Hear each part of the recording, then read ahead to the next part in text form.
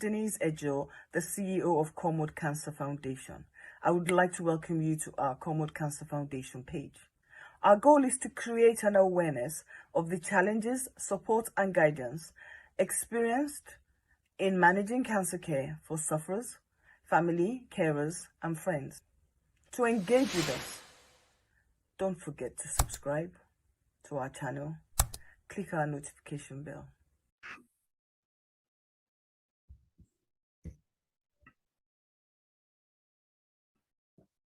Good morning, everyone. I am now trying. James Grenfell is an Anglican priest who has previously worked extensively in parish ministry in the UK.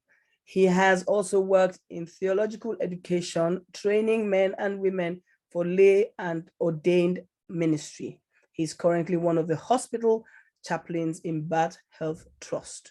Welcome to another edition of Let's Talk About It. Thank you, Dr. Reverend James. Thank you. Okay, I was trying to make sure I could hear your voice. And next I've got Ruquyya, and I'm going to you just gave me your first name. You didn't give me a name to make it very posh. Should have done that. Don't mind me. I'm always in one of my joking moods. I think that the pressure of talking sometimes makes people not feel comfortable or relaxed. So let's relax. Frozen. So Ruquyya has been teaching for the past 20 years in a wide variety of mainstream educational environments as well as Islamic institutions.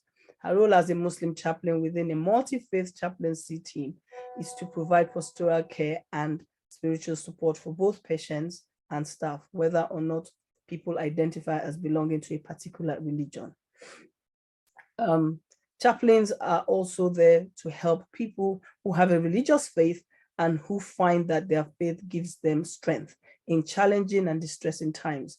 Experiences of illnesses, suffering, death, and bereavement can raise acute questions of meaning and purpose for all of us.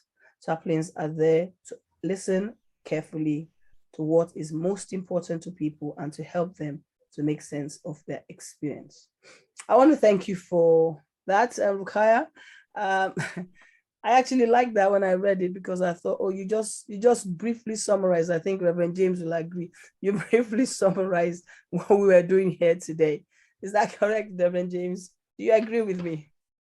I do. It's a very good summary. Yeah, it is. Thank you, Ruquyya. Welcome to today's Let's Talk About It. Thank you very much. And I didn't give the second name because I'm not posh. You can stick to Ruquyya. It's perfectly fine. I like that. Not posh. No. Alrighty, so let's go. Reverend James, I'm going to give you the floor and you are going to be starting. So today's topic is spiritual well-being, and we all know that our spiritual well-being in everything is very important. So everybody sit down, relax, and if you have any questions, start to put them in the box and we will take them as we go along. So over to you, and I'm putting off my mic. So your mic comes on, my mic goes off. Right. Thank you very much indeed for your introduction, Denise. And it's great to be with you here today. I thought I'd make a few opening remarks about the context in which I'm working and what I'm going to do today. When we were talking about this session, I agreed with Denise that what we aren't doing, or what I'm not doing today, is giving you a grand theological overview of Christian views of death and the afterlife and all sorts of stuff. That's not what we're here to do today. What I want to do is give you some indication of the kind of involvement and Christian understandings of our involvement in palliative care from quite a practical perspective, and that's the my perspective of being an NHS chaplain. One of the distinctions that I think is helpful right at the outset is the distinction that the NHS makes between spirituality or spiritual care and religious care. And by spiritual care or spirituality, the NHS means a very general kind of care, or a very general sort of phenomenon. So spirituality is about things like hope and strength, trust, meaning and purpose, belief and faith.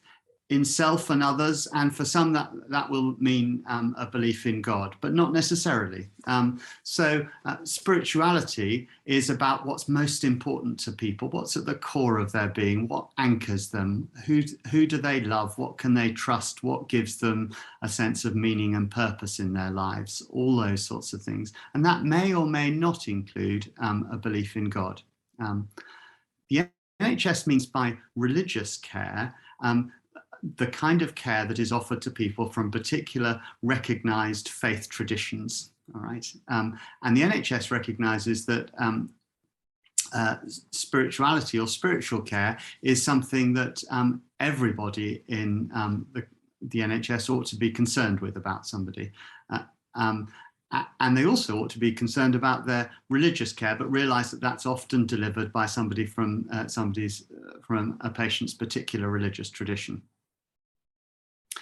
I think it's just worth saying that's a helpful thing, helpful distinction, I think, and particularly in more sort of secular environments, and the UK, I guess, is a more secular environment, or one of them, where institutional religions are declining really in numerical terms at the moment.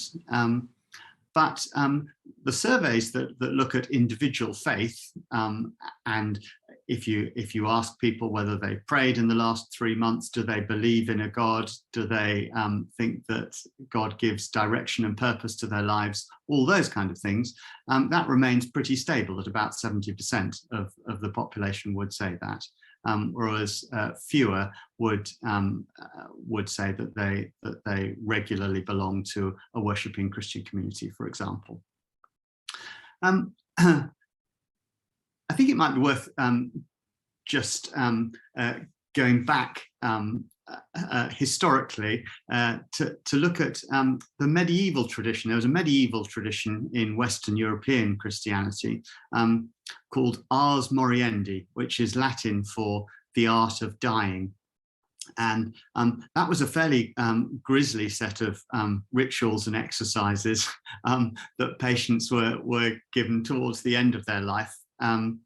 And often there wasn't very much time before the end of their life, but it was a series of exercises in which to really to repent repeatedly of your sins and prepare your soul to meet your Maker.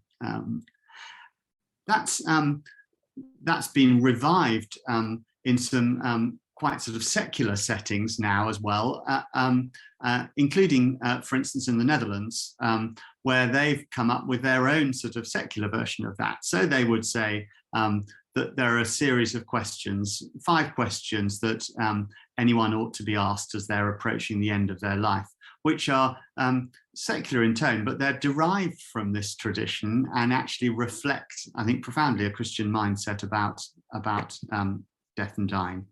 So the questions are: who am I and what do I really want? How do I deal with suffering? How do I say goodbye? How do I look back on my life? And what can I hope for?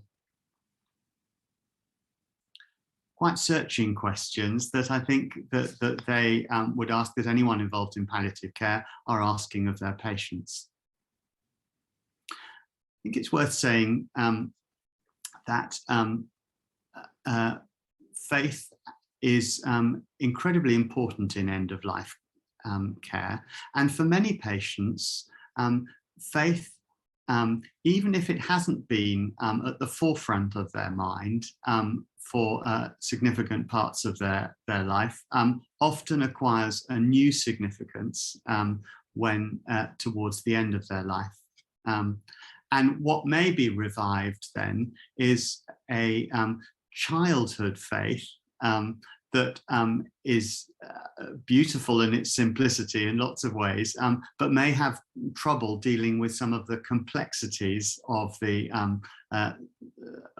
suffering that people are facing, or some of their anxieties and fears. And so some of the work of chaplaincy sometimes is to help affirm that childhood faith and help to reframe it slightly to enable it to cope with some of the challenges and the things that people are facing.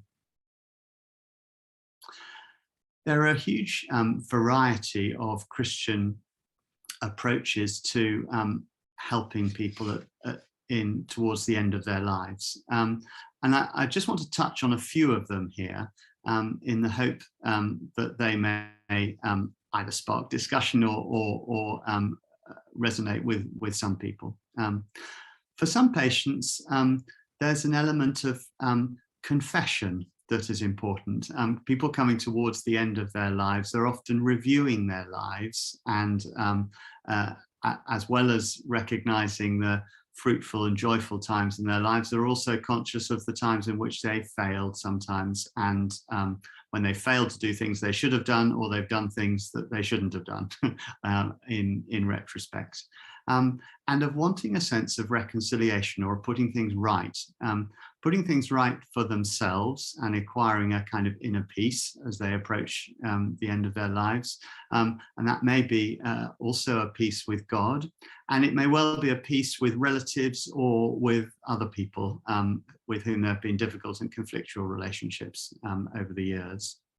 And so that can be done formally by a Christian priest hearing somebody's confession and offering them absolution, reminding them of God's forgiveness of them.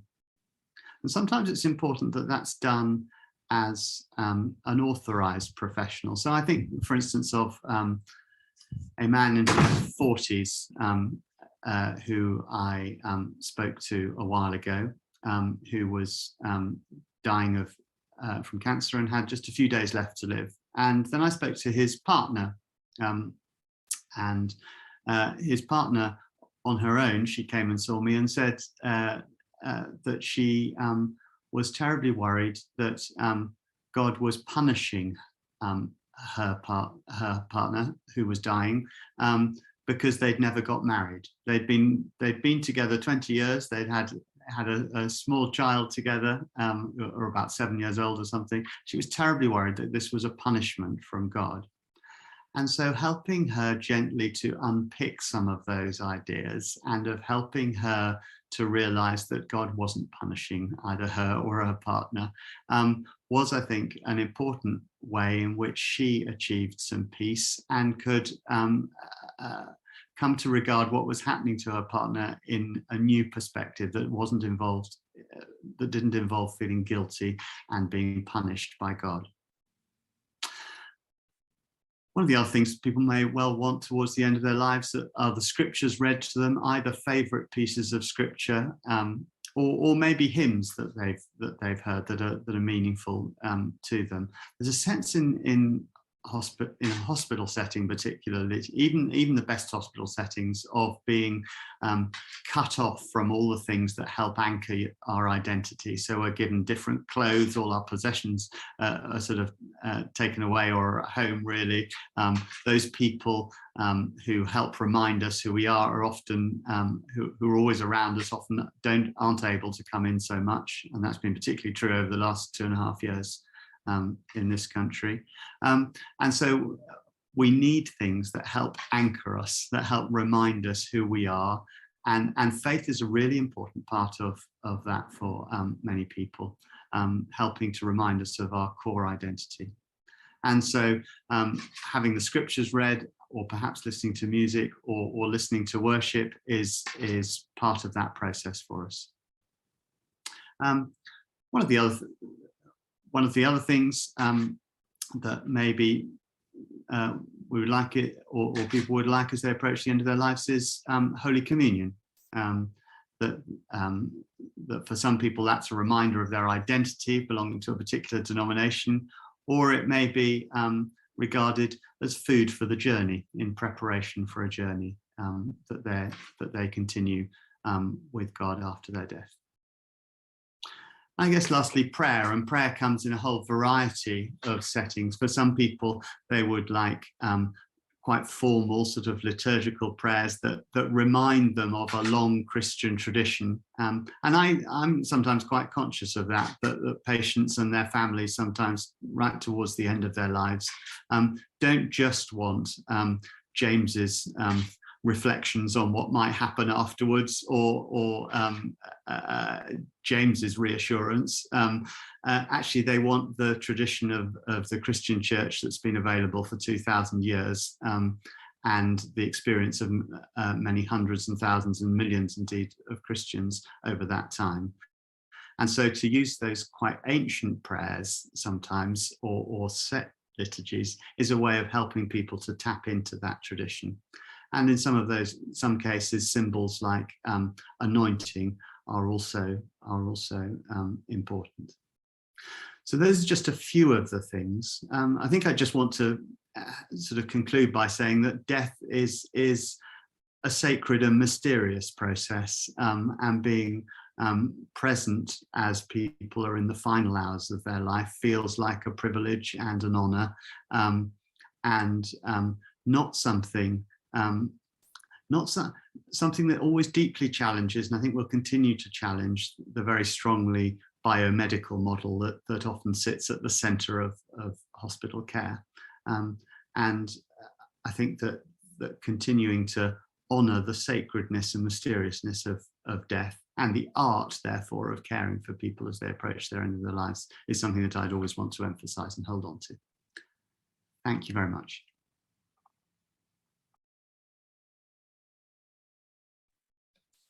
Thank you, Reverend James. I think it brought about a lot of reflection. So well done. Thank you. Thank you. Thank you. Thank you. Thank you. It highlighted something though, and I'm going to bring it up. It highlighted the fact that, and I'm summarizing because we're going to have a lot more things to come up with, but it highlighted for me one of the first things I picked up from what you talked about, which is the fact that when we're getting to, or we're getting to, okay, let me put it from a cancer patient's perspective, because that's because we cancer patients are in a situation that they didn't really understand how they got there. There's a lot of whys and what did I do wrong? And it's very sad because a lot of people do make cancer patients believe that they did something wrong. And that's why they're in the position in which they're in. Yes. And when you said it, it hit home because, and I think it will hit home to most cancer patients around the world, irrespective of religion, that is one thing we actually hear. And gradually people walk away from you because they actually either see you're plagued or well, you're dying, they don't want to be there, and it's very sad because it's automatically translated without actual understanding of how the patient themselves is feeling. You agree?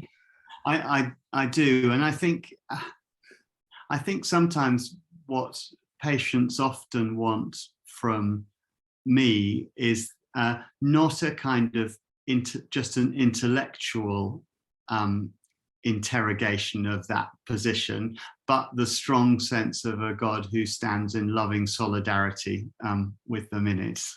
So it's often not something that we can puzzle out cognitively, but it's something to be experienced at a more instinctive gut level of the kind of freedom and forgiveness.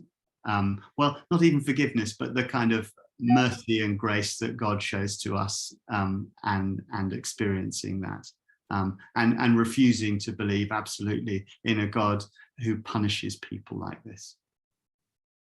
Thank you. Thank you. So questions are going to come up after, but we're going to now take on Ruquyya Van Card. Welcome, Ruquyya, and I've already introduced you and I've shared what you stand for, which is really awesome, because both of you actually helping me to get a break after this. So let me take it from there. I'm giving you the floor now, and We'll come back to you in a few minutes.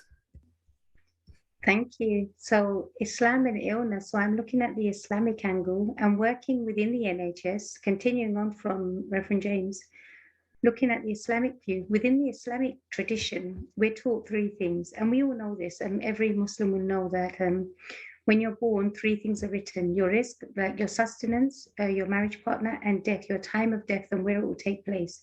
And it's something we generally say in general conversation. We talk about death quite a lot, and we say, the time was written. Or if somebody dies, the first word we're supposed to utter is Inna lillahi wa inna alayhi raji'un. And what that means is, verily we are from God and it is to God we will return.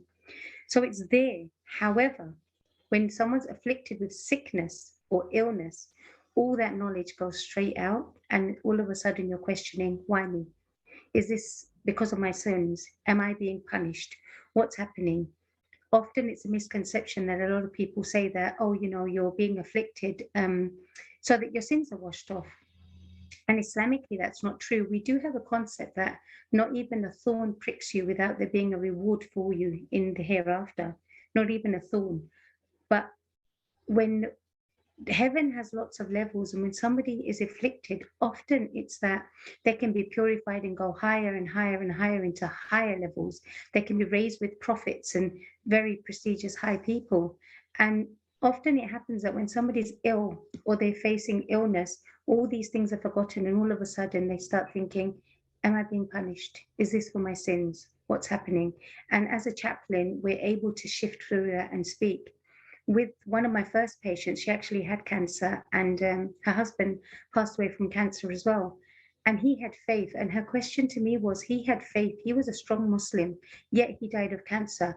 I don't believe since then. And now I have cancer and I'm dying. What's happening?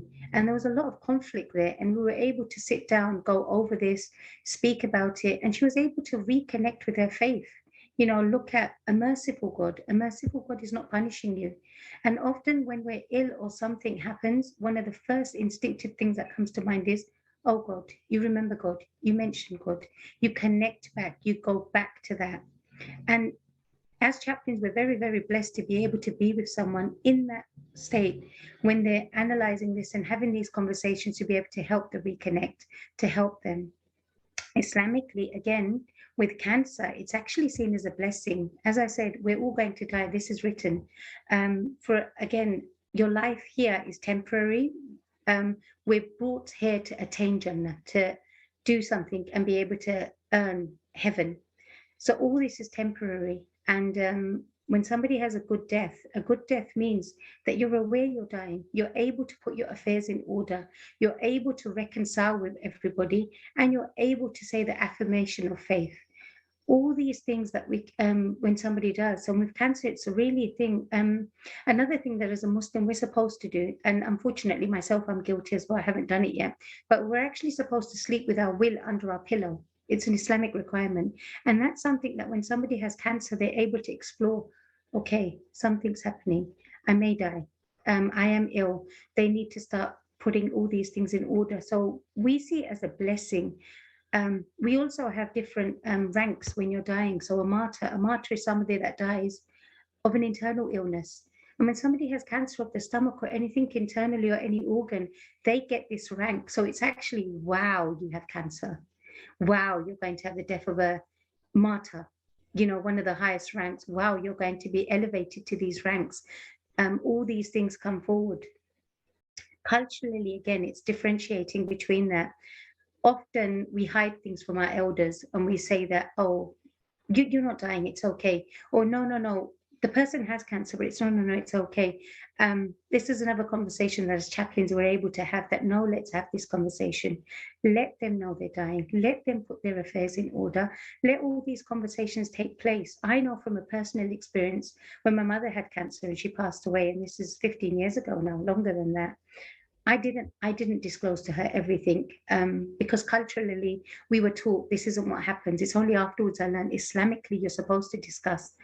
And often I ponder, we could have had so many rich conversations. There's so many things that could have been said that the time's gone because we were given this blessing. We were given this blessing of, my time with my mother's short. I need to have all these conversations. Another thing that to recall, and you did touch upon this, that illness is not a punishment. If illness was a punishment for Muslims, Prophet Muhammad sallallahu alaihi wasallam is the most beloved prophet. He was afflicted. He was afflicted with many things. Many of our prophets were afflicted. Abraham, Jacob, all of them, they were afflicted with many things. If illness was a punishment, our prophets would never have been ill. People that are the most dearest to us would never have been ill. The pious elders that we look at would never have been ill. So for us, it's actually a blessing, and it's a way of connecting and thinking. And it's always important to say that. And again, as I say, my role is such a blessing, because it's such a blessing to be with a family in that moment and to be able to say, no, they're not being punished. No, they're connecting. I've got some questions here as well, so I'm just glancing at them, and we will take them after. So patients should never feel, again, I'll say another blessing. So as chaplains, one of our roles is to go to people and pray and make prayers. But we have this belief that when a person is ill, the barriers between themselves and God are lifted. Their prayers are going directly. So their prayers are more powerful than my prayers. I actually go to patients often and say, you pray, I'll pray with you. Sometimes they're lost for words, and I'm saying, I'll give you the words, let's work together. But you pray for me, you pray for yourself, you pray for your family.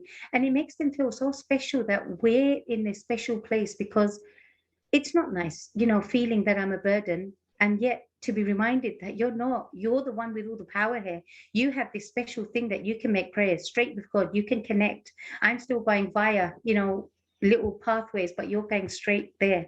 Another thing is, when we visit a sick person, 70,000 angels visit with us. That is power again, and it's giving the power back to the patient that you're the special one here. You have been afflicted, yes, but when I come to visit you, you're doing me a favor. You're doing me a favor by letting me be the one that is able to come and visit you. And it's all these things that sometimes when someone's ill, you feel, I find, and I'm speaking only from my experience, that they'll say to me, I'm a burden on my family, or I have cancer, or I'm ill, or I'm being punished. And it's really nice to look at your faith and say, no, my faith is saying everything different. Our faith is saying that right now, you're the one that has all the power. You're the one that's giving me the blessings to come and visit you. Thank you. All these things. And a good death in Islam means that you've made it. What you came here to do in the world, you've done it. And a good death is where you can read the affirmation of faith. And when you know you're dying, you're always aware of that. You're always thinking of your faith. You're always thinking of death. You're more conscious. We're actually told, again, in Islamic practice, we're actually told, visit the graveyards so that you're aware that you will be dying. And I know it sounds very morbid. It's not morbid as in keep visiting them and keep thinking about them, but once in a while, think about it. Ponder, this is where I'm going. This is my journey. And this particular illness, and as I said, it's very close to me because my mother passed away of cancer. It's a very special illness because you're given the rank of a martyr, as I said. You're able to put your affairs in order. You're always aware that this is there, this is happening, and it reminds you of everything. And then you're given the blessing that people visiting you, you're doing them a favor. Anybody that's doing anything for you, you're doing them a favor. Your prayers are reaching. People will often go up to a Muslim patient and say, please pray for me. Please pray for me, because they know that those prayers are surely being accepted. So I've come in more from the emotional and that angle. And for me, that's always a blessing. Would you like me, Denise, to take questions now, some of the ones for Islam, or would you like to go back in and do it that way?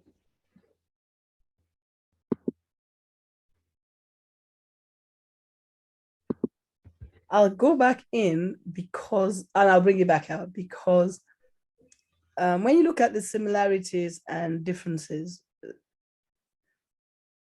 I don't really understand why we make out there are differences, because Islam actually, from what you've now explained, and that's one of the things I find very interesting, is when we are educated, and that's why education is key, because a lot of people don't know. And what they think they know is not always what really is just the facts. So like breaking it down for me, what you've just said now, I'm able to know that I can guide someone tomorrow who is a Muslim and in this and say, you know what, why don't you talk to your imam directly? It's just knowledge becomes very powerful. It's just Awesome. Thank you. Now we do have questions, and I want to say well done. Thank you to both speakers. So now let's look at the questions, and there are some questions already on the platform. So and if you have any, please write them or put up your hand and we can answer the questions. But let us go with the first ones in the chat. So Ruquyya, do you want me to just read it? And it says, Muslims are also required to have their burials showed ready at all times, right? You can. So we are told, I don't, again, but within the local mosques, we do have them. So every mosque will have the shrouds ready, and I am part of a group of people who cut them. And it is a plain white piece of material. And the shroud, what it is for females, it's 5 pieces of material, and for males, it's 3 pieces of material. Roughly 2.5 yards, the second one's 2, and then 1.75. And these are the simplicity of what they have. And yes, you are told, have this with you, keep it with you. If you can't have it in your house, at least have the local mosque or somebody, or as you said, an imam, to have this. And that's what reminds you that you have all these garments, you have all these riches, but at the end of the day, we'll all be as one. And this is the shroud that will cover us. So it's very simple. Islamic funeral is very simple, very most countries, depending on the soil as well, ideally there's no coffin as well. You are buried in your shroud. Thank you. See, now we learn things as we go along. I'm checking if we have any questions, any hands up, because I have. Okay, Reverend James has a question or a comment. It wasn't a question. It was more of just a reflection on what you were saying about the similarities in faith. I'd just like to think it might be good to tell you a story about a patient who I went to see initially a couple of months ago, who was approaching the end of her life. And who was unable to respond. Actually, she was no longer conscious, and her family was surrounding her bedside. She'd been born as a Muslim, and she had and been raised as a Muslim, and then as an adult she had married a Christian and converted to Christianity. But her family, who were surrounding her bedside, said that actually her faith was a kind of eclectic mixture of lots of things, really, all right, and was a very rich part of her life. And so I asked her, well, I asked the family whether they liked prayers, and they certainly would. But actually what became apparent was that it would be much more appropriate if we had Muslim prayers and Christian prayers. And so I went back to the office and got Ruquyya, who kindly came along with me, and we shared doing those end-of-life prayers together. A large family, about half of whom were Christians and about half of whom were Muslims. And as we went round, as I said the prayers, about half the room, whenever I ended a prayer, would say Amen. When Ruquyya did her prayers, the other half of the room said Ameen. All right, the Muslim way of ending a prayer. And that, to me, I think showed our attempts to honor the lived experience of faith that people have, not trying to dissolve all faiths into one, acknowledging our differences, but of celebrating faith and the important role that it plays for people, but also how similar they are in many respects, both the content of the prayers that we were doing, and I think just one E being the difference between Amen and Ameen, summed up for me that actually we have a lot in common as well. So I just wanted to share that with you. Thank you. That's actually really good, because I'm actually coming out of the box now, and I'm trying to really think, because my mom was, I think at the end, was not very happy, and when she went into a coma, I can never forget, we had to tell, somebody used to come around and pray, and they said, was she a Christian? And I was hoping that there would be a sign when they said a prayer that I would know she heard. And funnily enough, it did happen. She moved at the end of a prayer. And I thought to myself, okay, now you've answered, so we're good. When you're ready to go, you can go now. And I felt that, to me, that was it. I was convinced she'd heard, and that was the end. And I wasn't going to hear anybody else's view because it was very personal to me. And I think a lot of us actually go through that without really recognizing that that's how we feel. A question, and I don't know who's going to take this, but okay, Ebon has a question. Ebon, please unmute yourself. No, I could go after you, Denise. Yeah, okay. Anyway, thank you for having me on. And I think it's really a pleasure just to be on the same forum with both Reverend James and Alima Ruquyya. It's really been an honor working with both of them, as well as working with the entire team, because palliative care actually is incomplete if you don't have the other dimensions being catered for, and that is the physical dimension, the psychosocial dimension, as well as the spiritual dimension. And it's very interesting that, because we are human beings, and of course we try to be positive during an illness trajectory, that usually the focus can just be on, the aspect of healing. But there is such a rich, aspect of just being at peace. Just being at peace. When I was in the Netherlands, and while I practiced there, especially in, within research, there was always a question, because the context of spirituality was always difficult to define and to explain to people. So we simplified the question to just few words: are you at peace? And just that context of being at peace, I think it's so important for well-being. It's so important. It's many times it's very difficult to calibrate. Reverend James talked about the mysteriousness of dying. I think there's so much mysteriousness, even of living. There's so many things that we don't know. And the different religions, in their own different ways, have tried to explain, this is what happens when a person stops breathing. But what happens during that process? What happens as that person is, approaching, as that person is approaching the end? And, how do people find peace? How do families find peace? Peace, one, for the person that is unwell and, probably going to pass away, but also peace for the person that is alive. And how do you find peace even in day-to-day aspects of your journey? If you have, if you have an illness, or if you don't even have an illness, I think that religion just plays an important role.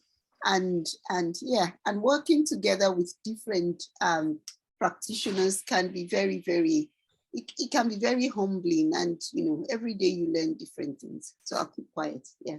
That was what I wanted to say. Thank you, Dr. Ebu. Thank you for your contribution. I'm going to ask, I don't know who the question is going to be for, but the question is, bearing in mind, okay, I've heard from the Muslim part about the end of life, and then the Christian part is almost similar. However, why do we have a serious challenge of, I want to be very careful with the words, not taking on board and helping ourselves spiritually and in our well-being? And I'll explain why. When you live with cancer, so for someone like me living with cancer, I've been on it for 6 years by August, and it's not gone. I'm in treatment. I've been in treatment for the 6 years.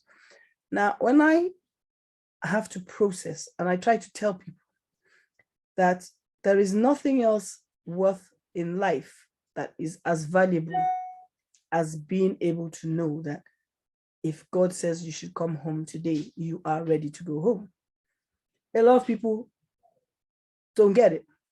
And you find a lot of, I don't know if it happens in both faiths, but for the Christian perspective, it's not my portion. I know in Islam, I know Muslims say "Auzu Billahi," and I think it's almost the same meaning. And I wonder why we don't get through to people that, you know what, we know life, death is a final bus stop for every single person. And why we don't look at life and say, why can't I, knowing fully well I'm in the cancer journey, right? You already know you're in the cancer journey. So to me, I say we already have an advantage. But people think, why are you thinking like that? Why? No, you should not accept it. And I'm thinking, but it's God that I didn't put myself where I am. So I'm putting it to you because both of you have to come from two different perspectives, because I really can't get why people think you're saying the wrong things. And we need to help each other to step out of the box, especially cancer patients, and face our realities and learn how to navigate our realities so that at least we end up with a lot of peace. I have so much peace, but I've been able to navigate around it, and I don't really bother about it. But I find it hard getting through because religion now becomes, it's like they're clashing. Does that make sense? Okay, who wants to go first? Ruquyya, go first. Ladies first. I was looking at Dave's face. Yeah. I know you were. I was actually thinking as you were saying that you, as you said, you were on your journey, you've come to terms with it, which makes sense. Now, everything I was saying, keeping a will under the pillow, being blessed, all these things are true, but not everybody is ready there, because Islam or Christianity or any faith is a lived faith, lived experience of somebody. Now, I can't go up to somebody who has cancer in hospital and say, wow, you're blessed and this is amazing, and you've been contacted. They're not ready. That's not my role, and that's not what they're ready to hear. So it's each person as they take it, and sometimes somebody will acknowledge it that way, and sometimes they'll say, you know what, I'm not happy, and that's where they have to be on their journey. Just yesterday I was with a patient, and when somebody's dying, it's a blessed death is when they take the affirmation of faith, which is there is no God but Allah and Muhammad is the messenger. Now, this family was saying to this patient, say this. And she's in pain and she's saying, no, no. And Islam actually says, don't force somebody to take the affirmation of faith at the end of their life, because if they're in pain or something else, the last words being uttered will be no, as opposed to, yes, I believe. They may not mean that. And if you just think, I was explaining to this family, if you just think you're in pain and I stand on your head and I keep talking, you'll probably say, no, go away. You may not mean it, but you'll say other things. So it's each person's journey, and you can't force that faith on anybody at that moment. It's there, it's in their heart. I said to the family, the better thing to do would be stand in your groups and have your own conversations. Say it amongst yourself. She's listening. She's hearing it. Don't force her to say it. And that's the concept of don't force anything on anybody at any time. When they're ready in their journey, they will take on board that this illness is a blessing. They'll take on board the sayings of, not even a thorn pricks you without you having something in return. But to say that to somebody whilst they're being pricked by that thorn is the worst thing you could say. I have had people say to me afterwards when someone's died that if I didn't have my faith, I don't know how I would have got through it. Family members have come back and said, if we didn't have our faith, we don't know how we would have survived. And that's what I'm saying, that recognition does come in, but it comes in on their journey. I can't force that recognition on anyone. Yes, James? I agree with you. Reverend James, would you comment on this as well? Yes. I agree with you. I think first of all, I'd want to say that it's really interesting hearing Ruquyya's account of the Muslim perspective and how many reminders of death that there are. In Christianity, actually, it's pretty similar. We celebrate remember the death of Christ and celebrate his resurrection. And if you think about the service of Holy Communion or Mass, which is done weekly, the whole thing is structured around that story of death and resurrection. So death is very much something that Christians are reminded of as well. I think personally, for an individual to come to terms, or to begin to come to terms and find some peace in that journey towards death, actually requires a lot of hard personal work for most of us. And I've been surprised. Well, I'm not surprised anymore, but I note that many professionals in the medical fields haven't necessarily done that work themselves and feel terribly uncomfortable and sometimes pretty scared about death. And sometimes that leaks out to patients or affects the kind of care that patients are given. And there are some many honourable exceptions to that. And I think certainly any medical staff who are involved in palliative care have done that work for themselves and are enabled to find some kind of peace about what they think death means as they approach that, whether they're well or not. So I think there's a kind of peace as well, perhaps for people who are on longer journeys, and a cancer journey is a longer journey for some people than some particularly road traffic accidents or something like that, that involves finding a kind of peace and a reconciliation with death that perhaps that doesn't involve the kind of crisis approaching death each day, but of actually recognizing and finding that through that journey that there are actually possibly gifts as well. So I think that's something that Ruquyya hinted at as well, that actually even in the darkest and bleakest of circumstances, there are gifts there to be had as well if we're attentive to search them out. And so yes, I think I'd say that for all of us, whether we're religious or not, there's a degree of personal work to be done in our lived faiths and our lived experience of faiths in order to find the kind of peace that you're talking about. But I'd hope that faith at its best can help us to do that. Thank you. You see, I think that the title was very rightly written, spiritual well-being, because our spiritual minds are challenged in the midst of, I always call it a storm. And sometimes we have to learn to navigate, and we have to seek support on how to navigate. And that is where I think a lot of people don't want to do. They don't want to seek support because we live firstly in denial. I'm just talking now. Anybody has a question, please put up your hand to ask your question. But sorry, I want to say denial, yes, but also all the uncertainties. There's lots of uncertainties, Denise. And then there's the question of why me? You know, why me? Why now? You know, and yeah. But I think the why me though, I'm going to say from living in it, the why me comes from a place of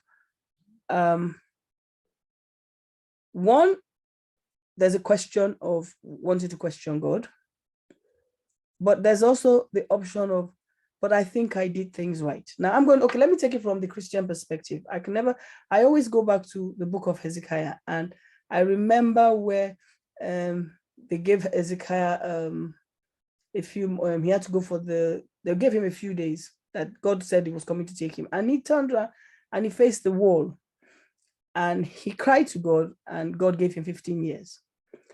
And I say to people that, why can't we all sometimes do that? It's not every time you're going to get what you want, but I think God is merciful. And no matter what, is the finality of our lives are in his hands.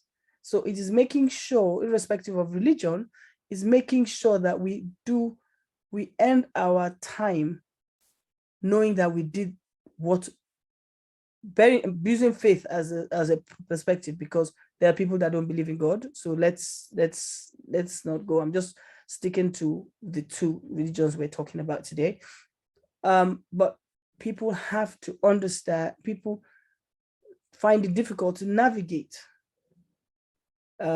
all the aspects, because there are lots of aspects. There's your mental well-being, there's your spiritual well-being, there's your emotional well-being, and they all crash, because our mind crashed. They have crashed at different points in the last 6 years.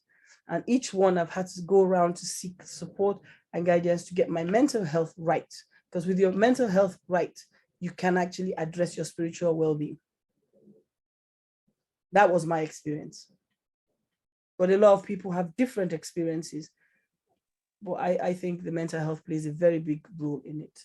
Anybody have a comment on that before we finish for the day? I don't know if anybody else has a question or comment. I like to have a question. Okay, come on in. The thing is that from Islamic perspective, it is believed that it's not just sufficient to say you have faith or you are a believer and so on and so forth. Because even when you believe, the Almighty Allah will test you with something of fear, loss of wealth, loss of health, because there's a verse in the Quran that says you'll be tested, and he will give glad tidings to those who, if you have faith and you believe that it's from the Almighty Allah you come, and to him shall be the final return. I remember 2.5 years ago, when I was diagnosed of cancer, I got to the office and I told my colleagues, I've been diagnosed with cancer. And you are looking, you are not worried, this and that. Why are you? I said, will it change the situation? It will not change. And if you stay there and start saying, why me? Why me? If you have faith, you'll be tested. Even the prophets, Jesus, you have to, once you have that perseverance and believe that, well, it's from Almighty Allah you come and to him you return, it will help you in navigating through the journey. Thank you very much. Thank you. That's a very good way to. Yeah, that's correct, actually. Yeah, no, sorry, just to reiterate on that, Nasiru, thank you so much. So there's an ayah in the Quran, it's an actual sentence that says, you will be tested, if you have faith, you will be tested with your health, your wealth, your children. Inna Allaha ma'as sabirin, and Allah is with those that are patient. And that's the key thing, that, to have patience in diversity and to always think, okay, this is my test and, I'm on my journey. And I remember my teacher always used to say to some students that would say, why me? He would say, why not me? Come on, look how blessed you are. All of God's emphasis and focus is on you right now. You're being tested. All the attention is there. Let's embrace that. And it's another way of looking at that when you have a child misbehaving in school and they're being told off, for that 10 minutes, all the teacher's attention is on that child. So it's another way of looking at things as well, that, at that moment, I'm in a special place. I'm being tested, and inna Allaha ma'as sabirin. Allah will be those that are patient. Thank you, because you know what crossed my mind as well? The book of Job. And the book of Job actually watched everything. So it was like you just summarize the book of Job and how the test, because sometimes when I read it, I go, gosh, how did he cope? Reverend James, do you want to end on that note for us? I don't think anybody else got any questions. It's a cheerful book, the book of Job, isn't it? Yes. To end on. It's, I think importantly, actually, though, the book of Job, when there's a series of cycles, isn't it, of Job's 3 friends who come to him, and they begin by sitting with him in silence, in solidarity with him. And then they begin saying, don't they, each of them from a slightly different perspective, it must have been something you've done wrong. You know, you must have done, you know, there's something. And Job absolutely refuses to accept that causal link between his suffering and as a punishment from God. All right. And at the end of the book of Job, Job has a vision of God that helps to reframe his experience, but it's not a kind of cognitive solution to that problem. And he says, oh yeah, actually, I remember I did do something wrong. He comes to appreciate a vaster kind of reality of God and God's purposes that enables him to understand or begin to understand his own experience differently. But he never gives up. And there's never any indication in the book of Job that those friends are right, that he's being punished for something he did wrong. All right, then, on the final note, I'd like to thank you. You gave me a very big thank you to our speakers today, Reverend James and Ruquyya Bancard. Really, really thank you very much for a fantastic explanation. I was dreading this. I'm going to be very honest, because end of life is something people don't really like to talk about or hear about. And maybe you've given me a bit of confidence, let me use the right word, to know that, yes, this conversation can go on from a spiritual perspective. And I am not afraid anymore, because I was a bit worried that, wow, we're Christians, we're Muslims. And now I know, oh no, it's actually the same. So now I can feel good to do this. So I want to say a very, very big thank you to you for joining us today, for sharing your experience with us, and for educating us. Cormode Cancer Foundation is fundamentally an awareness campaign. And because I come from an education perspective, that is the point at which we can educate and support people in knowing. I always say to people, once you know your facts, you know how to navigate. But always try to get knowledge so you can navigate properly, rather than get other people's perspectives or knowledge and then get everything wrong, because you are following what someone else's experience is, and my experience and others are not always the same. So I want to say a very big thank you. I thank you to all of you who have joined us. This will be on YouTube later this weekend, so it can be shared with people. That's this entire conversation will be on our YouTube page, which is on Cormode Cancer Foundation. We are also on Instagram and Facebook. Facebook Live will go off as soon as we are off. And that is also there for people who want to watch it. They can watch it on Facebook. So it's now open for anybody to share it, and let us get the message out that where there's life, there is hope. And we should always be determined to share love in the midst of the storms. I always say it, in the midst of the storms, share love and everybody will be happy. And we all will, because we're all going home one day. So thank you very much, Reverend James. And thank you very much, Ruquyya, and to everybody on that platform. Have a fantastic weekend. Thank you. And goodbye. You can unmute yourselves now. I am stopping the recording.